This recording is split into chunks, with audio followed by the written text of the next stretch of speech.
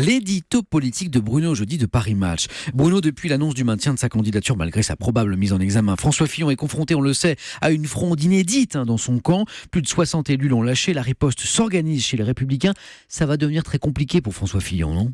Absolument Samuel, et c'est vrai que j'ai d'abord ici même relevé que sa déclaration de mercredi, très musclée contre les juges, avait été une opération médiatiquement réussie. 24 heures plus tard, on mesure les premiers dégâts politiques et ils sont lourds pour le candidat de la droite. En une seule journée, pas moins de 60 maires et parlementaires ont lâché François Fillon. Des élus républicains qui demandent à leur candidat de se retirer de la course à la présidentielle.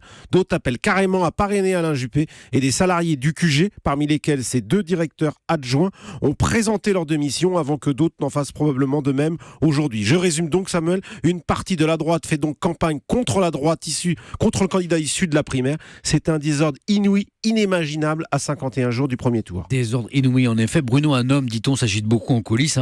Il s'agit de Jean-Louis Borloo. Vous avez des informations? Oui, on le croyait à la retraite ou bien en déplacement en Afrique. Eh bien, je peux vous dire que Jean-Louis Borloo a repris du service. Il est convaincu que la droite peut disparaître si elle ne change pas rapidement de candidat. Alors l'ancien ministre téléphone beaucoup et pas seulement à ses amis du DI, fait le tour des dirigeants de la droite, convaincu tout simplement qu'elle peut disparaître. Il fait un forcing auprès de son copain Gérard Larcher pour qu'il prenne ses responsabilités publiquement et force François Fillon à abandonner. Borloo plaide pour un remplacement immédiat par Alain Juppé. À défaut, le centriste serait même prêt à se lancer dans la course. Une chose est certaine, il n'a pas prévu de rejoindre Emmanuel Macron.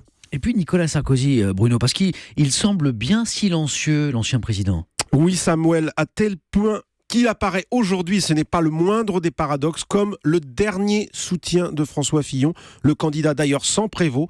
Ce soutien de Sarkozy fait presque office d'assurance vie pour un candidat en difficulté. Hier, je peux vous dire que Fillon a confié au téléphone à un très proche du maire de Bordeaux: essaie de calmer Juppé pour qu'il ne me lâche pas. Sarkozy ne laissera pas faire. Voilà où en est la droite.